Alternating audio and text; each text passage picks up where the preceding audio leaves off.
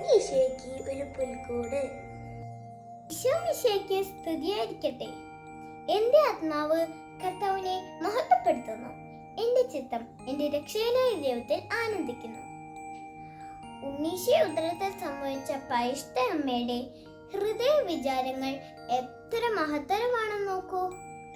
വിശുദ്ധ പൗലോസ് ശ്ലീഹ ഫിലിപ്പി 4:4 ഇപ്രകാരം ഉദ്ബോധിപ്പിക്കുന്നു: നിങ്ങൾ കർത്താവിൽ സന്തോഷിക്കുവിൻ.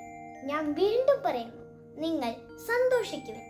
ഇപ്രകാരം പല വെല്ലുവിളികളുടെയും പ്രതിസന്ധികളും നിറഞ്ഞ ഈ കാലഘട്ടത്തിൽ നമുക്ക് നമ്മുടെ ഹൃദയം ആനന്ദം കൊണ്ട് നിറയ്ക്കാം. കൂട്ടുകാരെ, ഇന്ന് നമ്മളുടെ അൽഫോൻസാമ്മ പഠിപ്പിച്ച് ഒരു സുഹൃതജപം ചൊല്ലി പ്രാർത്ഥിച്ചാലോ? കുളിരാൻ വിറയ്ക്കുന്ന ഉണ്ണീശോയെ ഞാൻ അങ്ങേ മുത്തുന്നു. എല്ലാവരും ഒന്ന് ചേർന്ന് പറയാമോ?